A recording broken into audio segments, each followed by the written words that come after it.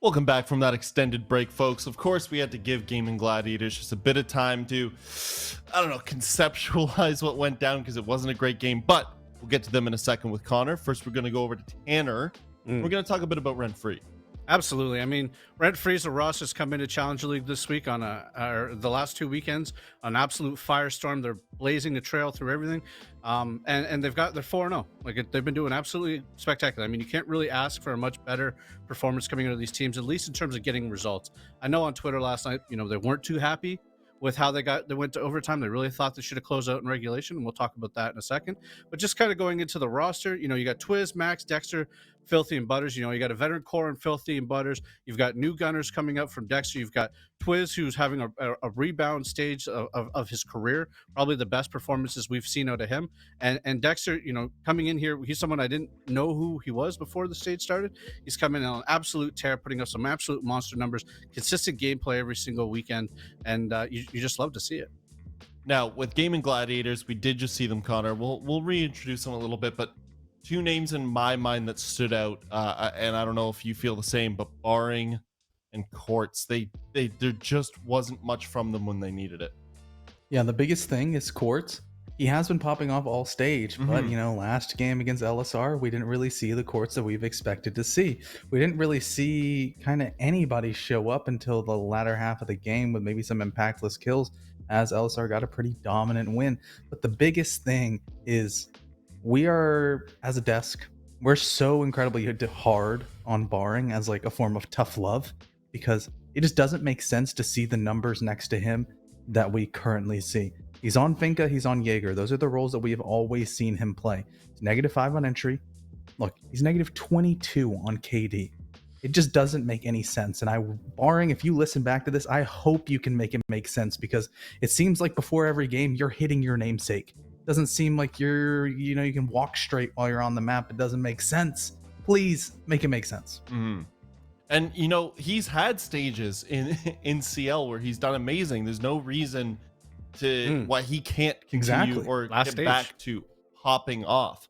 But Tanner, RentFree, this team, 4 wins, 2 in overtime, 2 in regulation. Obviously some things to fix, but man, they've been good out the gate. Absolutely. I mean, this is a team that's come in and 4-0. It's nothing to scoff at. But if you look at how they're winning their games, all of their games are coming out of desperation. It looks like they went the distance last Playday versus Took the Kids. They went the distance versus LG. They had a comeback victory versus West Garfield Park. And it's just one of these teams is like, why is it taking until the end of the game, or end of we go deep into the rounds, for them to start to come alive, and for them to start popping off and start playing as a team. Biggest thing that I think is holding them back right now from having that kind of ability to win the rounds early is the details. We're talking flank watch. We're talking about getting your trades. We're talking about spacing. And the biggest one of all that I haven't seen from them is the ability to adapt. It seems like, they are playing a meta, specifically on Bank. We saw their attacking meta is really strong, but they're not adapting at all. They're bringing the Monty, and they're doing the exact same push every single time. The maps that they're playing are the same maps almost every single time. So what I'm looking for them today is just tighten up on the details, get the adaptation a little bit better. I think you're going to see a far more dominant performance coming out of them.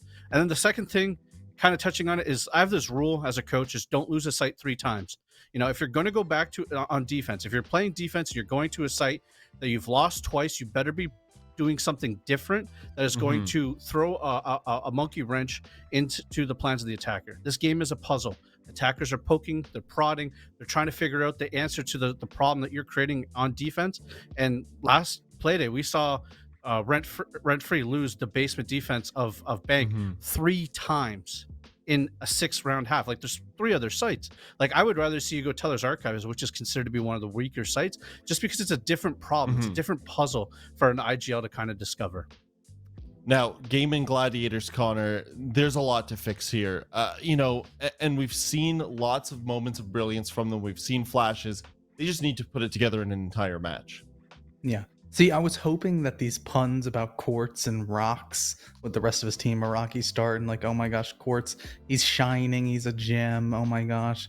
But unfortunately, just about 15-20 minutes ago, he didn't really look like the rock star that we expected to come out of him. And neither was Barring. Nobody was really picking up the slack on the side of Gaimin Gladiators, and they got absolutely steamrolled. And that cannot happen again today, especially when you think about what kind of team RentFree is. RentFree, especially on their attacks, they like to poke and prod. They're sending Dexter in by himself with a drone. They're getting map control. They're getting opening kills galore. And oh my gosh, this matchup is going to be tough for the side of Gaimin Gladiators, who are now -8 on entry as a team, playing against a team that is +14. That's a big difference. That is a huge difference. They need they need to improve, and on that, I could not be more crystal clear. More puns. More. Yeah. I hate it here. Okay, Tanner, Matt ban. Okay, so going into this bans, like, I just want to kind of scroll through this real quickly because I want to get us into the game a little bit faster here if possible. But, you know, big maps I'm looking to kind of see from specifically Gaimin Gladiators. Maybe the Oregon bans, you know, they didn't look really solid on that map yesterday. Maybe the bank bans, because that's a map that, speaking of bank bans. Okay, well, I guess we're going to bank. Gaimin Gladiators is a roster that has been struggling on bank. Last time they played, I think it was versus Nocturnes. They lost 7-4. I could be wrong on who they were playing, but they did lose it, and it didn't look good. This is a map that RentFree has demonstrated that they're able to make these comeback victories on. It's a map they consistently like to play. And then speaking for RentFree on bank, obviously you're getting your map choice, but like I said in the critical points there, bring some diversity to how you want to play this. Don't go to basement and lose it 3 times. Don't bring the Monty and just push dirt into the basement every single time you attack, right? Bring something new, bring something that's going to spice up your gameplay, and I think they'll have a pretty good chance here. In my opinion, the map bans entirely went to the side of RentFree for this one. Connor, I know the players are dying to get into it. Let's pop up the predictions. Just give us a couple of notes going into it, and then we'll move along. Okay, I think we saw this coming. Honestly, as much as you might not want to say it, if you're a Gaimin Gladiator fan, for RentFree, this seems to be a pretty free prediction for all of us, especially with how they've been playing. They do manage to constantly close out games, and as we know, good teams find ways to win those games and get those points. There's only been one game that RentFree hasn't come out on top, and other than that, it's been rough, as opposed to, it's kind of the flip side on Gaimin Gladiators, where they've only managed to find themselves on top one single time, and the rest have been losses. That's a big difference, and we were hoping that yesterday was the big turnaround moment for Gaimin Gladiators, because they looked pretty dang good against Luminosity, and I thought that this was they're finally going to pop off and be the team that we know that they can be. But then earlier today, they got absolutely steamrolled by LSR. I feel like I've said that 50 million times, and I think we're going to have a similar result right here. Well, their backs are against the wall, so who knows? It's do or die really at this point for Gaimin Gladiators. We are going to bank. Well, a great time to see some adaptations. RentFree, because they played Bank yesterday, and John, because Gaimin Gladiators played out 30 minutes ago. I'm Lynx, joined by Fellow once again, and I imagine that RentFree are probably going to come away with this, but again, John, RentFree very narrowly lost this one yesterday on this exact map. But by having RentFree opt to go back to bank again, it definitely screams to me that they are willing to adapt properly. We did see a little bit of that adaptation last night, you know, especially in that Rome game where we saw Filthy and Dexter a little more willing to fall back early, allowing TTK to kind of make those first mistakes and again set up in those rat angles when already a lot of that information was dwindled down on that top floor presence. And also same thing goes for the Montaigne. Eventually they just had Maxley go on the Twitch, for example, and it was a lot more successful a majority of the rounds it was in play in comparison to that Montaigne. So on paper, RentFree, they definitely look like they've got a good matchup to stack for them, but gaming, again, they seem a little bit warmed up as well, so there is potential in their ballpark as well. They do have the warm-up scrim of all warm-up scrims, if you will. Obviously, It didn't go their way, and it was an actual game, so the result matters a little bit more, but oh no. Might have... Yep, I was about to say, I wanted to check and make sure that the sides were wrong, and indeed they are. RentFree are supposed to start on the defense, and fortunately, Gaimin Gladiators supposed to start on the attack. But that is a fairly easy problem to fix, and thankfully we didn't start with anything really, so pretty easy to just re-input those options, John. We don't have to take too long. It's gonna be like probably a few minutes flat. That's it, and everyone's already ready to play. It's not gonna be like some sort of technical difficulty. It's gonna hop right back in the lobby. Hopefully, fingers crossed. Knocking on actual wood too. I don't want to wait here for 10 minutes for a pretty simple rehost pick and getting all the team names right as well. So let's hope that ends up getting done quite quickly. I think we saw the Osa being banned as the first and only thing that having to be stick now. It definitely is an interesting idea. Again, RentFree seem to be bringing out that Osa a lot to try to implement those post-plant situations quite quickly, especially on that basement floor bomb site where they tried getting blue control almost immediately, and if it wasn't with the Montaigne, they'd bring out again those Talon shields, they'd get the back server wall opened up, having that long line of sight basically cut down, so if anyone wants to go for a nitro cell toss or a smoke toss, or in general just trying to swing wide, they're going to be greeted by someone just waiting for them with that coverage to not only get that diffuser down, but also potentially net a kill, forcing the roam game to, of course, rotate back down below, and already having a strong presence in that base of floor to begin with. So not a bad ban at all. I wanted to check my notes real quick and see what RentFree banned yesterday, and they banned the Nook yesterday as well. They banned the Nook yesterday, so it might still be something we see come through from either one of these teams. Of course, as you said, the Osa ban is the one that started out, and might be a little bit different because since RentFree are starting out on the defense, they will actually get the first ban as we get back into the match once we get to that point. So might not be the Osa taken off the board first. Might be the Nook taken off instead. Maybe we'll see just some kind of complete switch. Hey, John, maybe even RentFree are going to ban the Osa as well, and nothing will change. Who knows? Maybe seeing a Jackal ban, that wouldn't be too bad of an idea. Could potentially allow that roam game to thrive a little bit longer. It wasn't brought out, I think, at all, or not too often by TTK when they were trying to eventually deal with that roam presence on the top floor, but Jackal can be a very effective operator bring out altogether on bank, and if you're comfortable with allowing that Thatcher and that Habana to slip by, it's definitely something you can bring up, but again, also having that strong presence of Nook just in general, it's not a bad option either. So a lot of choices here that we could see coming in the ban phase once we get back into the matchup. Yeah, we saw Wimpy make good work with that Nook previously, just a map ago on Oregon, albeit a different map, but Bank tends to be, at least in my mind from what I recall, it was really the first map that we started to see Nook creep into play a lot more and then started spreading out to more and more maps in the pool, but Bank seemed to be patient zero for Nook in many ways appearing on this map and with those nades and all the kit that she can offer. If you are a team like RentFree, sure, it could be a powerful tool, but is it really something you want to deal with, especially when you're relying on Dexter and Filthy on that roam? To not be taken completely off guard might just be something you want to take off the board as well. Jackal was banned yesterday in the TTK match as well, and that is still something that while RentFree didn't ban it, it is an operator you don't want to worry about too much. Again, if you have players like Filthy rocking the Vigil or Dexter on the Oryx, you don't really want to have somebody able to get a very active ping on you and make your life on the roam go from maybe a 3 out of 10 in terms of difficulty to an 8 out of 10 in a matter of seconds.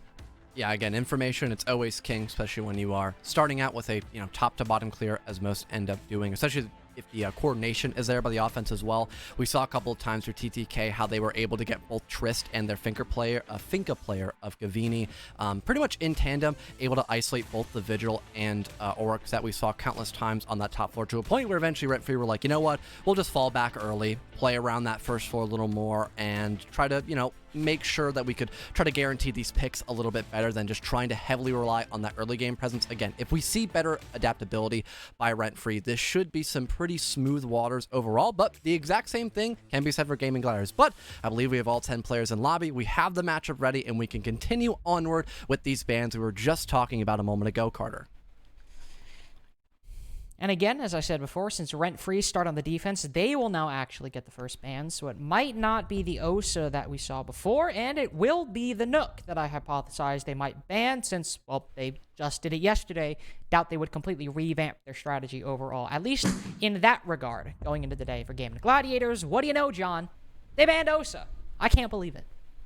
Yeah, I mean, that is the one ban we did end up getting to see. And again, with the presence we saw by Osa and also the Montaigne, it does make sense to try to get rid of one of the two. I feel like Montaigne can be much easier to counter, especially if you have that team play really synergized or just the right operators, especially Azami, since she has been very active in terms of playtime on this map. Hence why we see the ban. I was going to bring that into question because although RentFree were bringing out the Azami a lot, that was one of the biggest problems they had to deal with when bringing out the Montaigne selection, was having the Azami cut off those key areas that RentFree were trying to work their way in from. It allowed a lot of key isolation onto that shield player, costing him his life or costing some of his teammates their life as well, which just in general wasn't great for RentFree. So I am a big fan of that ban altogether. And even if they don't bring out the Montaigne, she's still a very potent operator on this map.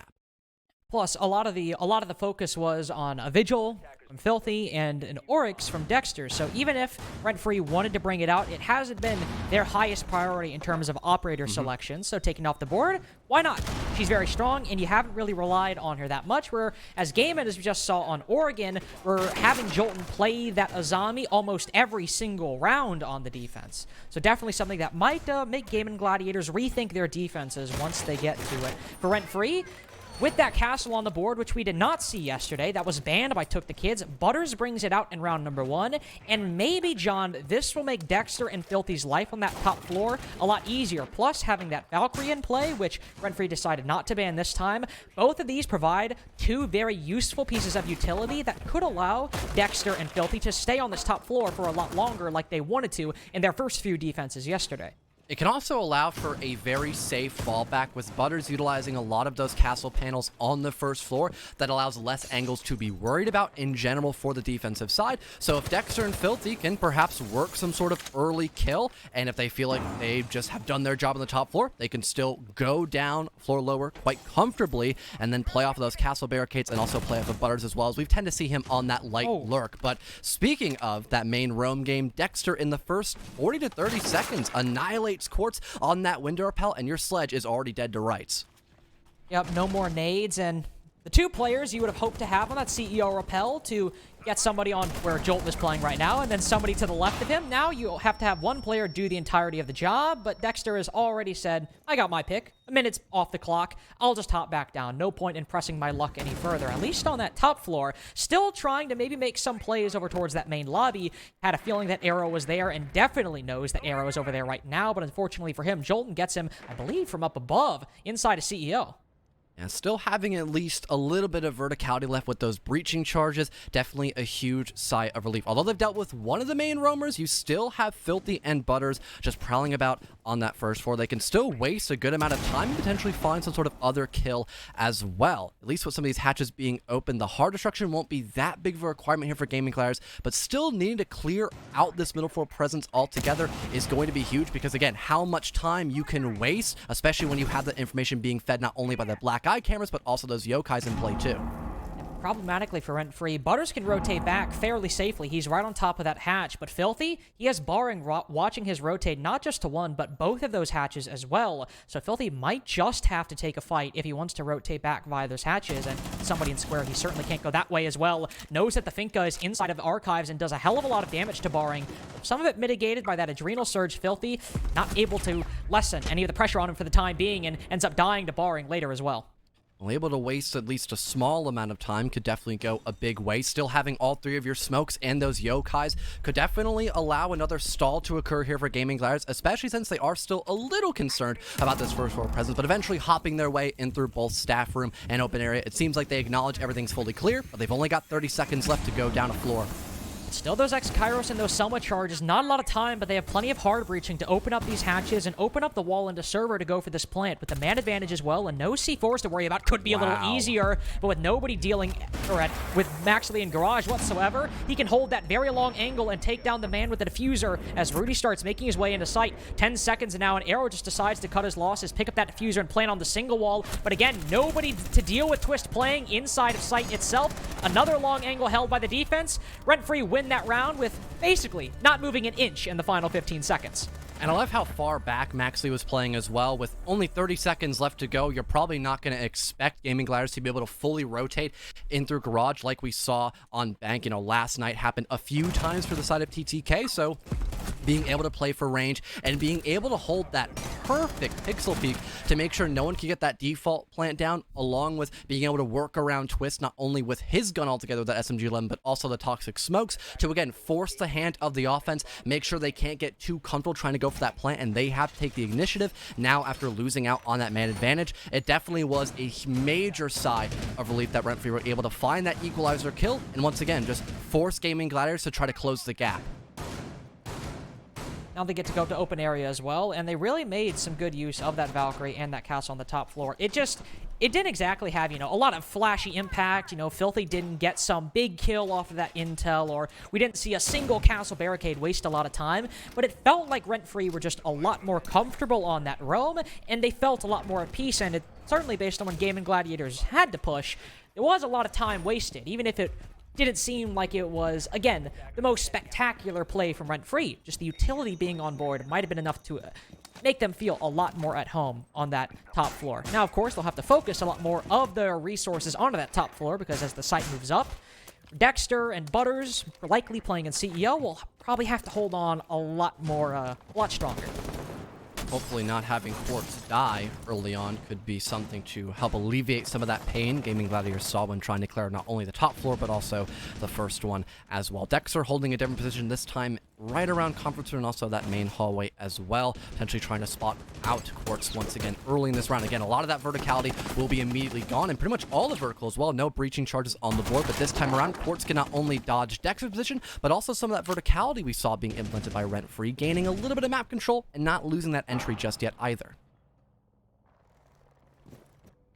The Gone 6 go out as well, as pretty much everyone has actually given up that top floor, save for Filthy sitting inside Janitor right now, which Quartz might not be aware of. The usual suspects have left, Dexter and Butters, Oryx and Valkyrie. They've rotated down, and that might be Quartz assuming a little bit, not being fully aware and doing his due diligence for the players still on this top floor. Barring does go into Archives and cuts down Twist and spots someone on cams, so Barring do a hell of a lot of work. Filthy might have been the X Factor and the one to cause chaos. He will take down the sledge up above, but so much work has already been done by one singular player on Gaimin Gladiators who is with a fire in him, making up for a poor performance just a few minutes ago. Yeah, great capitalization by Barring, and for the most part, Gaimin Gladiators, so long as they have the information as to where Filthy will probably move outside of Janitor, they could, for the most part, probably just put a pin on it, maybe forget about it for a little while, but it seems like Filthy, having that shotgun, could try to go in for a rotate, but Jolton is at the ready, shuts down the mute up above, and puts us in that 4v2 position with just one player on site, and Butter still trying to lurk around over near Tellers, but I'm not 100% sure if Arrow was actually able to spot him with that drone. Barring might be in a little bit of deep trouble, but it seems like that might be confirmed now. Swings in against the Valkyrie, now it's a triple kill for Barring. Ooh, nice shot by Dexter, shutting down Barring, who had such a huge round, and again, redeeming himself from that poor performance on Oregon earlier against LSR. Definitely open things up for Gaimin Gladiators, but Dexter will remain alive on the bottom floor for the time being. He might not have a lot of utility, but that means he can fully focus on taking these fights that we know he can win if he's given even a little bit of intel. Some red pings on the player over inside of Tellers with that BP still alive, but likely destroyed by the nade that flies out right as I mention its existence. Now start slowly moving over towards Printer as well. Not a lot of angles to contest Cafeteria, but still could swing if anybody enters small office and likely watch that Beeper's doorway as well. Another angle to consider with the triple panel opened up. Somebody making their way into small office as well. He has some Z pings onto the players outside, and Beepers, the Oryx Rima dashes through the wall, gets a kill as a result. But the very angle he's playing now shut down. Might be able to spot the player with a diffuser, but oh no, sprints directly into Arrow's ARX. And Gaimin Gladiators take their first win on open area. And a great play by Barring as well, being able to potentially detect that a lot of that defensive side near Archives and Tellers was just trying to hyper-focus on dodging the verticality, allowing him just to slip in through Archives' door and find 2 opening kills for his teammate. Already a pretty good performance so far for Barring with that LMG, and that was able to be that major spearhead to pretty much cause chaos against RentFree. They did still have Filthy up above, but he was only able to find one, and RentFree altogether needed much more than just that one kill altogether before Filthy was eventually traded out on that top floor, having the ease of access once again in towards site because they've already dealt with that top floor presence and the minor extension over near Archives. It definitely seemed like a very straightforward execute, especially since Gaimin Gladiators were still taking their time to make sure they knew exactly where Dex was playing at in the site. They didn't try to let things slip by them too much, even with Dexter catching one player off guard with that Rima dash into Cafeteria. See some changes from Gaimin Gladiators in their attacking lineup. No Thermite from Rudy. He switches to the Ying for the time being, and Arrow still has some time to go back to the Ana that he played in round 2, but he's rocking the Zero right now. And nope, never mind. Okay, there we go. Does switch to the Zofia in the end, so still different utility the last time, but definitely more in line with the Ana, just missing that intel gathering primary gadget that you would expect. But still, Rudy on that Ying, with not much hard breaching beyond those X-Kairos, and definitely not the same kind of hard breaching we saw last round, but making it up in some of that explosiveness from the Candelas.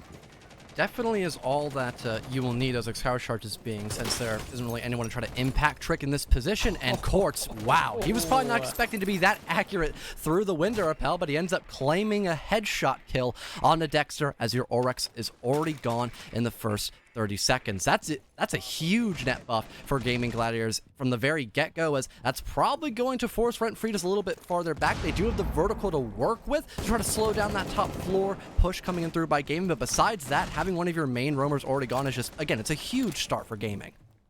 That's not even how things started last time for Gaimin Gladiators. It was Barring walking into Archives, who got a two-piece that basically started leveraging site control fairly quickly, or site pressure fairly quickly. Dexter rotated back early on, and it was Filthy left up above.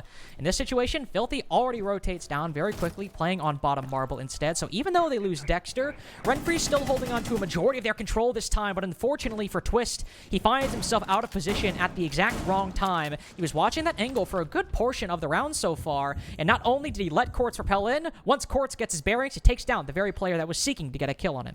Not having that backup by Filthy up above definitely did not look all that good, as Gaimin Gladiators, once they killed the Orcs, were able just to hop in throughout top floor and evade some of that verticality and end up using it against Twist to find a second kill for the Sledge. All that's left now is that first floor play coming in by RentFree. Maxley potentially trying to get aggressive and work for some sort of pick, and he does have backup by Filthy. Having that rotate over near alone can definitely allow for some good team play to happen, but it has to be very precise, as RentFree, they're already down 2 players. And they have to, or Max has to be careful. Arrow is in main lobby with that LMG, but he rotates back inside of Tellers safely. The Arrow might just be aware of his presence. Doesn't lose his life, and in the 3v5, that is what matters. We finally reach below the minute threshold, and it opens up with Filthy taking down Barring, that very player who opened things up in round number 2, but things have already gone Gaimin Gladiators' way with Barring not getting a kill in this round. They get even sweeter as Butters takes down Jolton outside that printer window. That single bit of hard breaching gone. Well, he's used some of it to open up part of the site from that window with nobody playing it, and likely no X-Kairos placed on that triple or quad wall either. Not much really you can do to enter the site beyond the pre-existing doorways and windows, and with Filthy holding down marble stairs, and no, never mind, Filthy holding down square at the moment, this is a little bit more risky. He's on 1 HP, and Quartz could peek him from up above and take him down completely, but Quartz just vaults on over, takes it for granted that square might be clear. The Candelas might go in, but now Gaimin Gladiators going with a disadvantage, and Arrow is the only one who can cover. Rudy might just get the bomb down successfully, but Arrow can't watch everything all at once. The C4 and the gun both seal this round for RentFree, as Maxley gets the defuse, but everyone, all 3 remaining players, put in the work to stop Gaimin Gladiators. And Gaming running in blind towards the final 30 seconds, literally and figuratively, as they had no drones to gather last-second information like we saw a round or 2 prior, and also having those Candelas, which didn't do a lot because RentFree could just sit back and remain pretty safe because the lack of vertical that was established by the Sledge of Quartz. He was able to get some down to eliminate the player inside of Archives, but he didn't try to do all that much vertical over near Stock, for example. It was only that hatch opened up, and then he began to try to work his way downstairs for a brief moment, gathering some extra information. His drones being shot, though, and his grenades not being utilized all that well. It definitely slowed down a majority of that attacking play by Gaming, which allowed RentFree to readjust, get a little aggressive, go in for those 1-for-1 isolations, and they were able to eventually equalize, then take the man advantage and have a pretty smooth retake because, well, Gaimin Gladiators, they were pretty much just trapped in a corner trying to get that defuse down with such low time left. As RentFree go back to Basement, it's important to note how the defenses have gone for them so far. Yesterday, Basement was, well, it wasn't great for them, as Took the Kids were pretty much able to win that site reliably against RentFree, but the first round they play it here, they're able to win it pretty reliably. And on open area, after a round loss, RentFree are able to come back from a 3v5 and win that out as well. RentFree had quite a bit of struggles on their defenses, though I will say aided by a poor early round, which, while still a little bit shaky here and there in the 3 rounds we've seen, might be a little bit more solid today. RentFree have not only shown that their big weakness yesterday on defense, they can win at least once, but also that winning a site once, or losing a site once, does not necessarily mean that they're going to lose it 2-3 times, like we saw happen to RentFree yesterday. Those small changes really have gone a long way for RentFree altogether. They did pretty much change a good majority of how they were just positioned outright and just how they were playing in general on round 3, and now heading into at least a older site of lockers. They will once again go for that double stack up on the top floor. They've got some extra information, not only with those black eye cameras, but also some of those motion detectors as well, trying to gather any audible sounds in case Dexter needs to go for a play near elevator. Quartz is already inside the building, and Dexter is already downed as well. Someone waiting for his drop down, that being Arrow, will at least injure Dexter, but if Filthy can potentially work for this frag with the help of Butters, that could be a revive and still a man advantage favoring RentFree. Ooh, there we go. Arrow goes for the finisher, but it's Quartz who confirms the kill. Arrow suffers a little bit of damage as two players from RentFree, as you said, try to get the opening pick before Gaimin Gladiators can finish off Dexter. But they only do a little bit of damage to the zero, and it's Dexter who ends up falling. 2 rounds now, he's been the first to go, and Quartz has been the one to seal his fate. Arrow also reliably playing that position, and Filthy might being a little bit careless. Rudy just sitting on the skylight. He's probably just droning the rest of his team in, as you would expect a hard support to do in the first minute and a half. Looks down, and what do you know? A freebie walks in his way.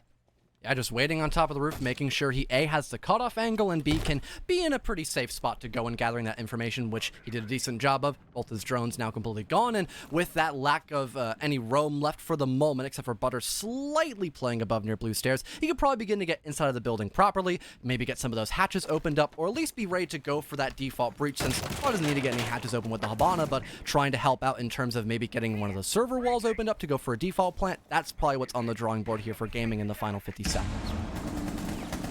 I was about to say, Barring and all them clearly know that somebody might be top blue, and Barring will shield himself behind a marble column as a result. Butters will tag him up just a little bit, but sadly for Butters, RentFree's efforts to bring that man count back not successful. Gaimin Gladiators have got most of the control they have wanted so far, at least opened up a lot of the angles they have wanted, but they still need to start making progress on that bottom floor. It'll begin with a thermite charge, opening up the main server wall, and they do need to be careful in this position. Twist still has 2 toxic canisters and actually might still have those yokais and that long angle as well. The smoke lands and not only puts Rudy to 1 HP, but also puts Barring a little lower. But Quartz so far being the guardian angel for the defense with that nade. Arrow as well, stationing himself on this hatch. So far looking like a Gaimin Gladiators round, as it's a lot more decisive on these angles, whereas before RentFree was able to take control of them. Quartz finishing it off in style as well. Yeah, pretty funny. Belly flop down into the basement floor, immediately stops Butters from trying to find more than just that singular kill. Altogether, RentFree again, just having Dexter play by himself completely was not a great start overall, now that Gaimin Gladiators has a rough idea as to how exactly RentFree are going to play in these positions. The fact that there were no black eye cameras, no one actively feeding information for Dexter, he had no idea that Quartz was already in the building, and also the fact that Arrow was trying to go and play over near ATM. He immediately stopped that drop down from happening, and once again, no one being able to relay for Quartz up above. He was able to confirm that kill with relative ease. The roam game had to begin to force their way back, and as Filthy was trying to rotate around, he had no idea someone was sitting up on the roof waiting for him, granting that 5 versus 3 and a pretty good position outright for Gaimin Gladiators. And there was also just a much better job for Gaimin Gladiators to deny a lot of the angles. The RentFree were able to win that first basement round, you know, with smoke canisters and also Quartz existing on that hatch, and even where there was potential for maybe a comeback from RentFree, wasn't nearly as possible because the very vehicle they used to win that first round now gone. New site, at least for RentFree so far. They've only played open area and basement. They will try their best on CEO to get their first round on the defense since their defuse and round at number 3. And well, they have enjoyed at least putting a couple players in CEO, and what do you know, John? Everyone will join Dexter and the rest now, all the way upstairs since it is the site. Does make sense after all. Dexter opting in to bring out the Warden, potentially trying to slow down any of those flash plays, or maybe expecting a Ying. She can be played quite effectively when attacking this top floor site, especially if you have your Ying player just sit on the window rappel and start flinging out candelas. It's just that reassurance, even though there isn't a lot Dexter can do to properly stop anyone from utilizing any kind of flashes, for example. It's just going to be something nice to have in case it was a potential problem. Still having 1.5 optic, though, you can definitely challenge a lot of longer angles than what you would previously expect. So with Dexter rocking the Oryx a lot of rounds, I bet he still feels pretty much right at home in this position. He'll likely be fine. Not too unaccustomed to the MPX as opposed to the T5. You might prefer one as opposed to the other, but certainly won't be feeling too much trouble. Gaimin Gladiators opening up that Kanto wall very early on just to get a powerful angle to make sure nobody is rotating up vending machine, or if somebody's playing elevator, that they can't really rotate out of it very effectively unless they drop down a hatch, but nobody from RentFree is playing inside of there. So the player you usually have to worry about, at least one of the players you have to worry about over by main stairs, not even something the Gaimin Gladiators have to consider. There are players playing inside of Banana, some players playing inside of Trupp as well, that, oh no, Rudy tries to deal with, but Dexter, he decides that he's going to be the one to take the first kill. Pretty quick on the draw. We saw Jolton for a brief moment, maybe trying to go and go up the elevator hatch, perhaps, in case Barring can provide enough of a distraction, perhaps, or in general, just gathering information for the Finka and the rest of their team altogether. Barring expecting a potential flank around Teller, is able to stop that before it becomes too much of a hassle. Now getting ready to toss those grenades, forcing back the player in elevator, and maybe allowing, again, Jolton to potentially go for some sort of play. He tries to wall bang through the hatch, allowing Barring to step up, and there goes the reman advantage back for Gaimin Gladiators, but not for very long.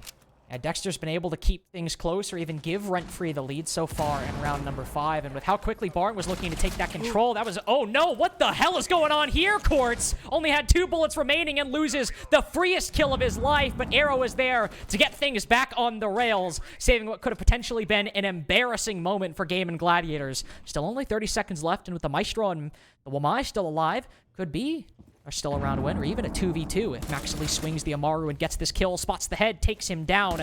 Though somebody is moving into Banana as well, but no angle on him right as somebody repels in, though. Max is still able to shut that one down. So on the Arrow left, one inside of the site, one off the site, but intel directly on the Zero's position, and everybody from RentFree sitting in their positions waiting for Arrow to peek, and Butters takes his opportunity, takes the lead for RentFree as well. And still, in that 2 versus 3, we had the side of RentFree with enough information to go for those aggressive plays, and still enough isolation as well. We had one player all the way in Banana potentially trying to work his way in through to help out his window player, trying to get inside of the building directly, basically trapping your elevator person, that being Jolton, in a death box unless he wants to drop down the hatch and try to reposition somewhere else, which, with very little time left on the board for Gaimin Gladiators, it doesn't seem like a possibility that was bound to happen. RentFree able to get that one for one. They were then able to equalize. The window hop-in was a necessity at that point, so Maxley's still able to charge his way forward, win that one for one as well. It granted the 1v2, and pretty much no options left for Gaimin Gladiators, despite they technically had the site that they needed to actually try and go for that defuse, but there was no one left to cover. And again, it was 1v2 with the crossfire well established by RentFree at that point. I'm glad the Observer caught Quartz just mid-reload losing a freebie. Not because, I'm praying on Quartz's downfall, but it's just one of those moments where I'm just glad we saw it. Just because it's one of those things that can happen in this game that is just ridiculous and unfortunate. And I was really at a loss for words there. I honestly had no idea what I was looking at until about 2 seconds, and it took my brain to process it. Of course, going to open area, I doubt we'll see any similar moment, as actually on open area, we've actually had Gaimin Gladiators be very successful on the entry specifically. Even when they ended up losing it in round number 3, Barton was able to take down Twist and get that big control inside of Archives, and when that didn't happen in round 3, Dexter still fell very early on, and they were able to get vertical control, even though it wasn't as solid as they thought initially. So this has been a very solid early round for Gaimin Gladiators in multiple areas on open area. One of the biggest problems we probably saw by Gaming was that lack of proper vertical establishment. Some rounds they would be able to clear out the actual roam game that was on this top floor, but sometimes Quartz would just kind of forget about one portion of the map and be focusing on too much at the exact same time. So now having both the Buck and Sledge be able to play together, if they remain alive against Dexter's aggression on this top floor, it could definitely speed up the process of moving from one floor to another. Again, especially if they at the very least win this opening duel, or maybe force back Dexter, in towards that first floor area. Still a little bit of information being tampered with by both RentFree and Gaimin Gladiators, as we have the fallback eventually be confirmed by Dexter, as he's now directly in the site, opting to rotate, and it looks like Felty has done the exact same thing too. Yeah, Quartz losing a lot of HP as well, as him and the Buck now rappel on into that top floor. 2 facets of vertical destruction if they want to go for it, and likely they will. Quartz will certainly get to work inside of Archives. C4 prepped and fortunately whiffed by Butters down below. Goes wide. Quartz also gains a little bit of HP thanks to that adrenal surge, but Gaimin Gladiators have the control they need for the early round. Can even use that secondary hard breach to open up some of the hatches, not needing to bring a Hibana or a Thermite. Still maybe a little bit low on hard breach in terms of the angles they might want to open up. Yeah, if they want to get the quad wall broken, it could definitely be a little bit of a problem. Only have only having 2 secondary breaches, especially not able to break those actual jammers themselves. Twist with a beautiful anti-vertical angle cuts down Quartz, and Butters returns the favor as well onto Barring, and just like that, we've got a 5-on-3, RentFree all of a sudden in the lead. 5-on-3, and Butters has also been able to dispatch Jolton off of this window before. In that round where RentFree were able to win a 3v5, this was the second kill to make it a 3v3. But Jolton, he has an answer. Instead of just sitting on it, he'll go for a very tight angle on the rappel, and Rudy also joins him in case he falls. Might be able to swing in and get the trade, but definitely more so prioritizing those Candelas later on. But everyone from RentFree is getting as far away from that part of the site as possible. All sitting inside a cafe, all sitting over by small office, trying to goad Gaimin Gladiators into going for that drop or going for that vault in, and then they'll just be able to play man count at that point and play the trades if they need to. 20 seconds now. Twist just waiting. Arrow might start pushing in as the Candelas go through. Jolton goes for the drop, but Dexter shuts him down fairly easily. Pretty much all of the Candelas seem to miss for Gaimin Gladiators as they all just sit behind desks. RentFree wait for the vault in, wait for the drop, and the round goes about exactly as they planned and exactly as they hoped. 1v5, make that a 0v5 as RentFree finish off their defenses with a lead. And fantastic patience as well for the defense. They weren't too concerned that, they had to just relegate themselves over just around a light lurk, and for the most part playing quite close to the site as well, because eventually Gaimin Gladiators, they've got to work a floor down as well. They've got to begin to try to go for that execute, and they tried going for mostly the exact same plan we had implemented by Gaimin Gladiators last time, where they try to implement that Ying quite heavily. It just wasn't as successful as we saw last time. Even the time before that as well, round number 3, that was a RentFree victory, because they just waited again for Gaimin Gladiators to just drop down the hatch and hope that the Candelas are simply enough to keep RentFree at bay to get that diffuser down. But again, a lack of proper positions and a lack of proper man count, because eventually it turned down into a 4v2. There weren't many options left for Gaming, hence why we have the 4-2 scoreline. Now moving into the second half with RentFree finally on the offense. No Monty, thankfully so far. Kind of got diminishing returns as they kept using it. So RentFree not starting out with that Max Elite, instead going to the Jackal to start out in Twist, bringing out that hard breach. Only the Thermite so far, which I would say, John, might be a little bit problematic if that's really the strategy RentFree go for. I mean, with no Cade on the board, one of the reasons Hibana is so strong is she can get all of those hatches, and if you bring a second hard breach, you can still open those up. Of course, Filthy does have hard breach charges to open up some of them, but they are limiting their options a little bit by not bringing that Hibana. Potentially for RentFree, they still, of course, want to go clear out this top floor, hence why they have the Buck A for verticality, Maxley as well for that Jackal pick for extra information. But once they get this top floor cleared out, maybe they want to go charge their way in through blue, and having exothermic charge to make just a gigantic hole into one of those many single walls, it's not going to be that difficult to try to go and get that diffuser down. What can be a little difficult, though, is having to deal with Barring on the roam and Maxley going in for an improper read. He wallbangs his teammate rather than the roamer that's on this top floor. And in the first few moments of this round, we have Gaimin Gladiators with a strong advantage, and I believe now they've just completely given up that top floor, but I don't blame them. They've deserved that fallback. Yeah, there's no real need to hold on to that top floor any more aggressively than you were in the beginning of the round. Maxley did part of the work for you, and now RentFree might need to start taking some chances and gambling a little bit, clearing out this middle floor. But even then, Gaimin Gladiators starting to rotate down fairly quickly still. Nope, I was going to say still maybe one player up top, but Arrow and I think Rudy as well both end up falling, and they'll just play the site for the remainder of the round. And no need to really do more than that. They have 2 C4s, 3 toxic canisters, and the 2 additional people who can just hold angles in a 5v3. RentFree make mistakes. Yeah, and they've already made a couple in the early round, so it seems very possible for them to go for that, or reattempt for that, I suppose, trying to make more and more mistakes going in for the X Factor plays, perhaps.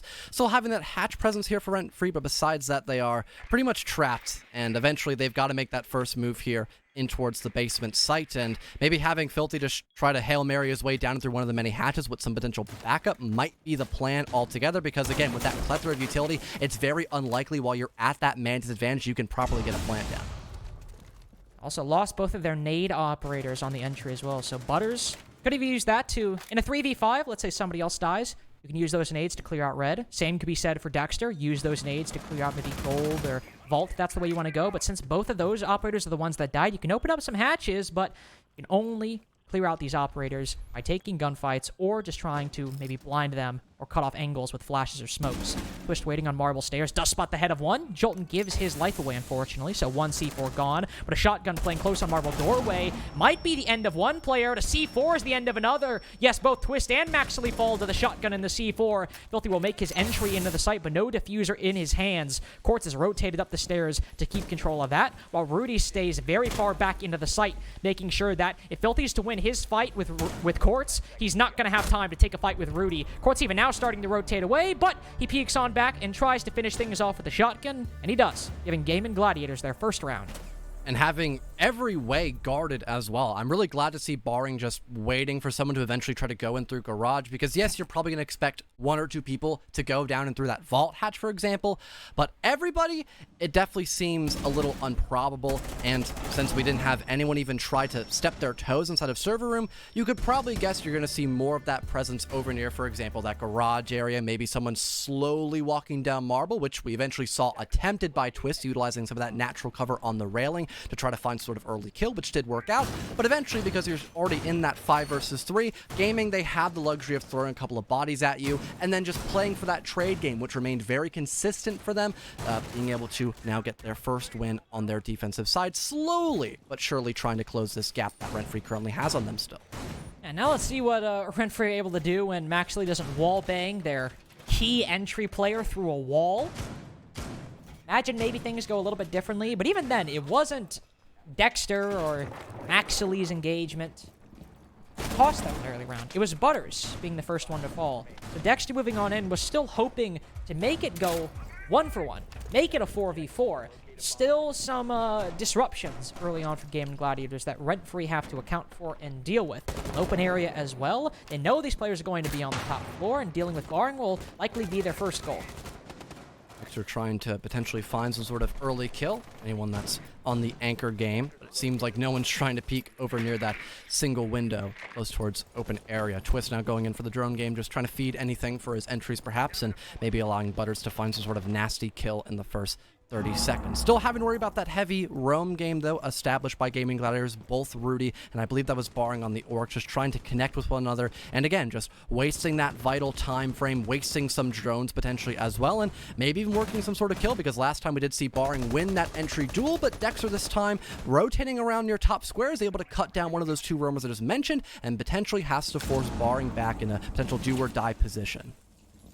And not Barring the first off the board like I thought might be for Gaimin Gladiators, but probably the better one, at least in terms of utility. No more C4 that the defense can rely on, especially since Jolton used his earlier on in the round. Barring also put to incredibly low HP, and Filthy awaiting, hoping that maybe he could finish the job, will instead have to wait a little bit longer. Barring dropped down that hatch, and will instead have to use a nade that I think goes just a little bit short, maybe to destroy a castle barricade placed on that double door. The second one, that one does the job. Arrow completely exploded inside of elevator. With Barring down below, he has to now rotate up and hope that on 1 HP, he doesn't walk in front of one of the attacker's weapons.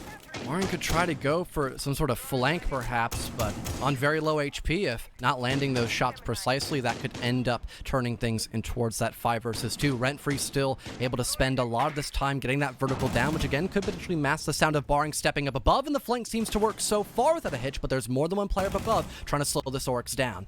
Oh, Bar Binks having an excellent round, but overall, an excellent game so far. 10-6 compared to 2-10 previously. He has as many kills now as he did deaths in game 1 of today, and he might be gunning for more, but unfortunately, Dexter with a pre-fire takes down the already low health Oryx, but on 1 HP, able to get 2 kills on the IQ and the Buck. Still an excellent job for Barring, working with very little in the late round, in round number 8. Castle Barricade opens up right in front of Quartz, but he's still in a good position. With those impact grenades, if Twist goes for some Selma charges on the quad wall, Quartz could very well explode those, deny RentFree from moving in through that wall, and maybe even use some yokais if any are still left on the board. First goes out, but it's the gun that does the talking for Gaimin Gladiators. As Quartz shuts down Butters inside of small office. Jolt with a powerful angle, but oh no, he's watching behind Twist.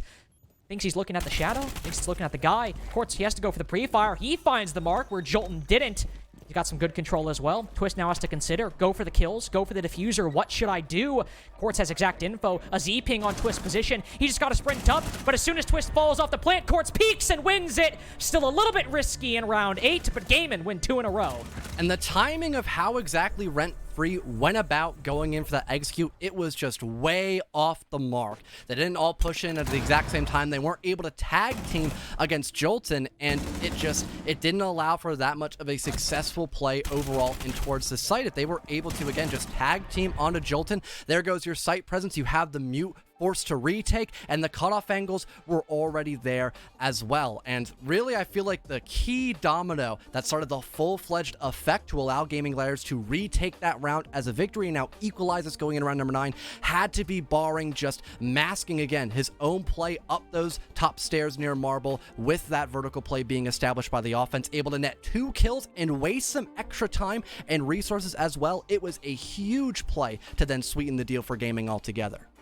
Yeah, Barring definitely MVP award in that round. Just able to do that much with very little HP remaining. Also unfortunate, RentFree, I think maybe getting a little bit too comfortable on that top floor. Not necessarily watching the flank, though I think Maxley might have had an idea and still just ended up losing the fight. And if that's the case, hey, that's just an argument for Barring being better in that instance, able to get the headshot on Maxley. 2 defensive wins in a row now for Gaimin Gladiators. 1 basement, 1 open. They'll take a page out of RentFree's playbook, which, to be fair, isn't too much different than the default site rotation on Bank. They'll go to CEO, as Teller's Archives hasn't exactly got a lot of love in Challenger League so far. CEO has definitely been right alongside Basement and Open Area with the preferred sites for the defense on Bank. That's exactly what Gaimin Gladiators will do, and likely probably running the exact same site setup that we saw RentFree do on their defenses. Likely have the shield placed outside stock with a Wamai playing behind there who can impact that reinforcement if anybody tries to hard breach it, as I imagine Twist might later on in the round, and then just make sure that nobody can repel in later on as well. John, CEO goes. I'm not seeing too much that is different between either of these teams. Ooh, last second repick off of the Capitao onto the Buck, potentially noticing that Barring is on the Warden, so those smoke bolts could be pretty much denied. Same thing goes for the Wamai Magnets as well. That's a direct counter against Capitao's crossbow altogether, so it probably wasn't going to be that effective in comparison to maybe having Filthy play for vertical towards the latter end of the round, maybe getting a couple of openings towards where you want to plant that case, and also having some extra hard breach in case Twist needs to utilize all of his Selmas going in somewhere, for example, on that elevator wall, especially since as of right now, RentFree, it seems like they want to get ATM control, which can definitely be much easier if you are able to get that canto wall opened up to force that elevator player back a little bit farther. But a beautiful opening win by Rudy as he tosses out a C4, I believe, all the way above some of these wallings. It actually kills somebody stuck in ATM, that being Dexter. Yeah, Dexter with all that important utility. Dexter with that clinical entry game that we've seen in CL so far, just dealt away with by one beautifully tossed C4. Excellent work by Rudy early on, but Butters might just be able to bring this back. Spots Barring's head, and down Barring goes, as Butters able to trade that early pick on Dexter out with what has so far been the best player on Gaimin Gladiators. But to be fair, Court's also trailing just behind Barring in kills by a very slim margin, and on the Wamai as well, a very powerful operator to have remaining in the rest of the round. Definitely a well-needed refrag if they wanted to, that being for RentFree. They could maybe try to go in for a smoke plant, but it definitely seems ill-advised. Maybe Maxley would want to go and use those smokes for burn, as there really is nothing much else that would be able to stop some of those ADSs or magnets from trying to slow down the grenade presence currently on the board for RentFree. Despite losing it on Dexter, Butter still has 2 of them in his back pocket, but for right now, he's just trying to focus on holding down these key angles on the window repel. He could maybe utilize those nades to break a castle barricade, but again, with no burn close to him, it's probably not going to happen, as those nades will just get caught by either an ADS or a magnet.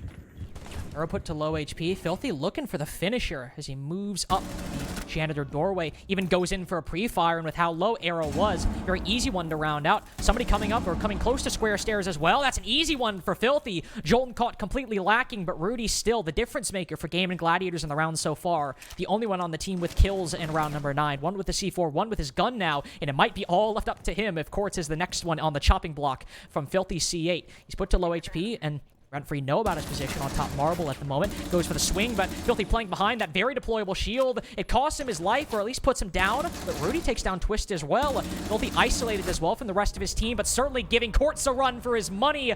Quartz maybe committing a little bit too much to those engagements, as Filthy just has to wait for all of his ammo to be expended and gets a 3K for his troubles.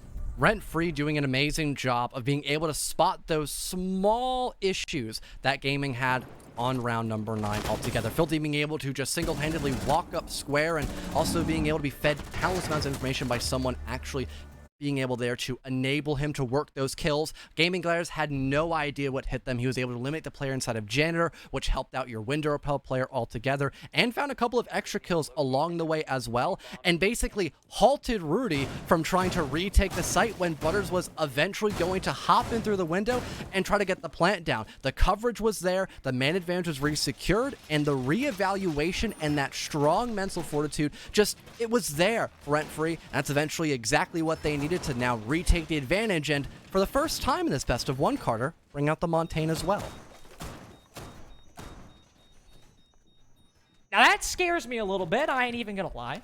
Just because we saw how hard RentFree were dedicated to that Montaigne play, even after when they probably should have given it away. But at the same time, while we said that on the desk, and we said that here, the first couple rounds they did run that Monty. One was a little bit rough, mainly because of the presence of an Azami, but then the other one was a flawless round on CEO, and without that Azami presence on basement, Maxley won't face the same situation he did yesterday, which was he walks in from dirt into server, and they keep a barrier the entrance right behind him, and he's stuck from and away from the rest of his team. This time, not even any presence in server whatsoever, so that situation, not even something that RentFree have to worry about.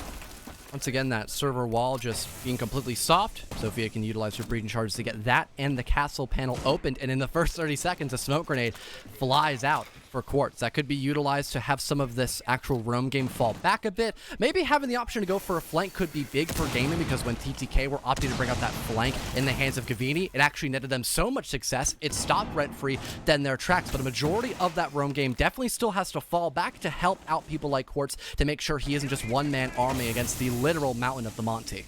They might have destroyed his shield as well, but even if they didn't, they're certainly burning that smoke primary utility very quickly. Only one remaining, and only one C4 as well on the side for Gaimin Gladiators, and with no Echo on the board. Oh, sorry, 2 C4s, excuse me. Both him and Rudy, Jolton and Rudy, have a C4 they can use.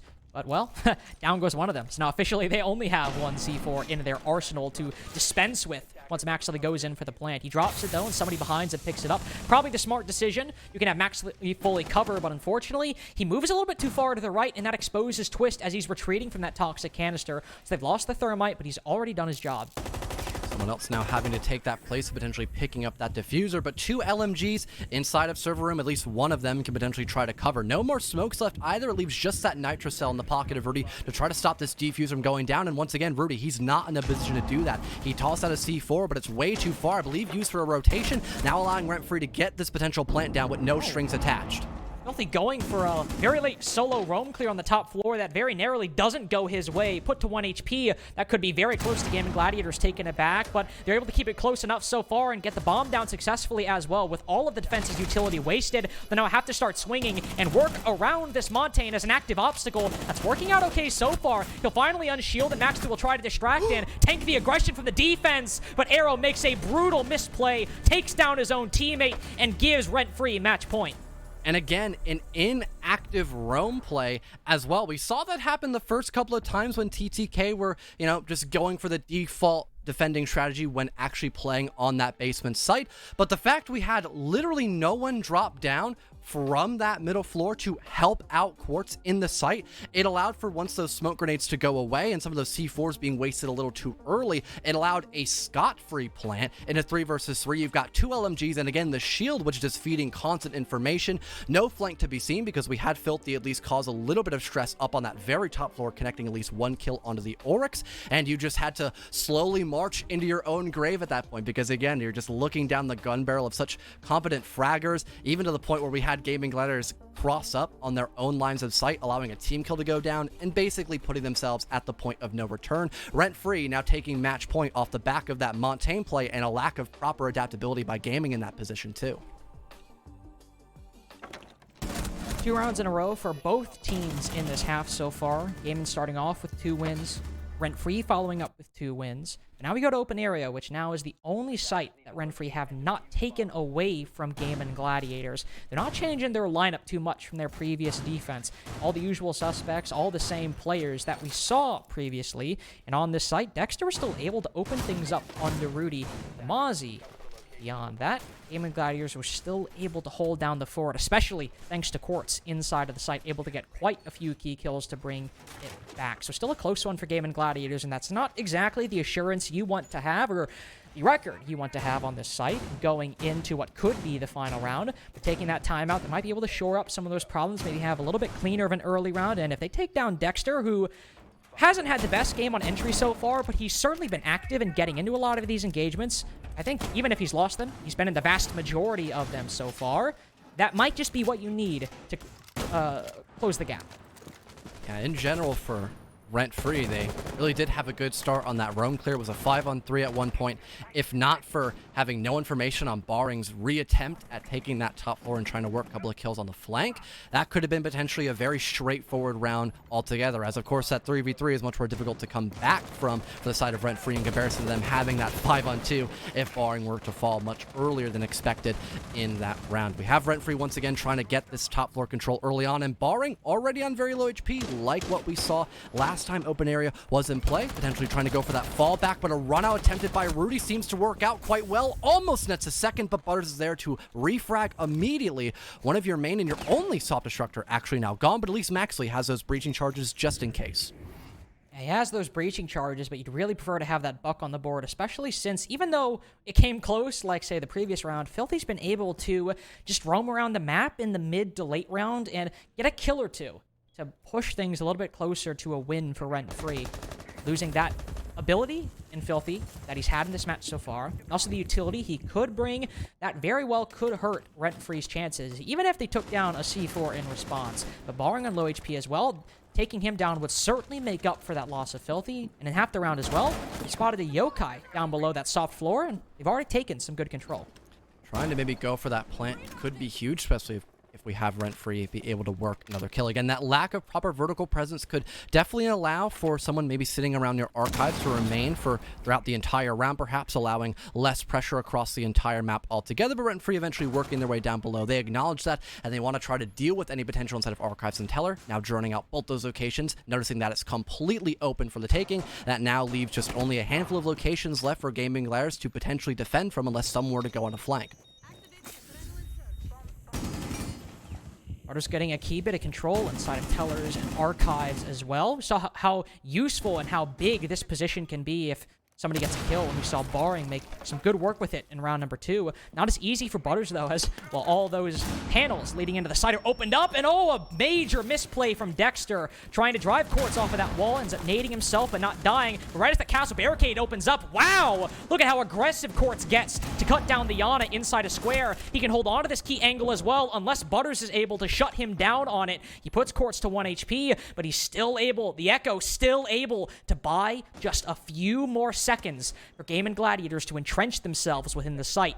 Arrow playing close on the Beeper's doorway as well. Could get one at a bare minimum. The Butters hitting the back. This is what they need. This is the play they need to win the match. 7-4. He's good for 2. Can arrow down the man with the diffuser. He tries to drop, and Maxley finishes him off. 7-4 for RentFree as Gaimin Gladiators don't get a single point this weekend. Or at least today. And instead of Butters potentially just immediately taking the place of Dexter, he waited to allow that false sense of security to kick in. For Gaimin Gladiators, once Dexter had died off of a beautiful play done by the Echo of Quartz, they figured, well, no one's going to take this spot. They're all going to funnel past that triple wall between Archives and Small Admin, and we can just hold that position with the crossfires to make sure we're able to knock out another round against RentFree. But the exact opposite happened. We had RentFree adapt and diversify themselves to guarantee both Baring and Quartz were a non-factors, as they were both so low on HP that left only the castle left alive, and, well, he was pretty much trapped as he had nowhere else to fall back from. He was really hoping that it'd be more or less a funnel in through the double beeper door, but he just, that wasn't what happened. They waited perfectly, and they played as a team in that final round, granting them a win that was nowhere even close to overtime, Carter. I still want to commend Quartz's play in that position on both times that Gaimin Gladiators defended open area. Not only was he basically the person who won it for them on the first attempt, very narrowly won it on the second attempt as well. And even though I misspoke, Gaimin Gladiators do come away with some points this weekend. Today, it's 2 regulation losses, unfortunately, against some of the more top teams in Challenger League so far, and they will, unfortunately, fall lower into the standings. But throw back to the analyst desk for a moment to, unfortunately, look at and examine another loss for Gaimin Gladiators. Connor, unfortunately, it seems that right as Barring and Courts fix their issues, they come alive. They just don't get the support they needed, albeit I do think all around this was a better team effort from Gaimin Gladiators. Not that that's much of a consolation prize when you get no points. Yeah, I mean, still it hurts having this result, which a regulation loss after a regulation loss. You know, there were 6 points up for grabs and coming up with 0.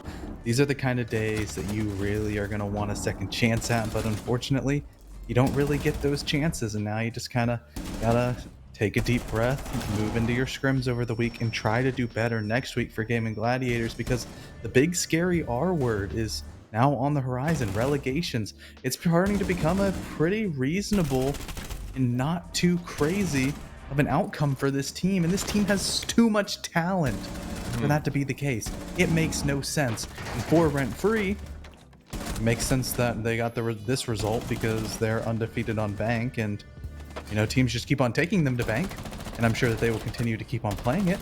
They'll just keep on playing it, keep on winning it, and keep on stacking points in the Bank and trying to put themselves and keep themselves in the #1 spot.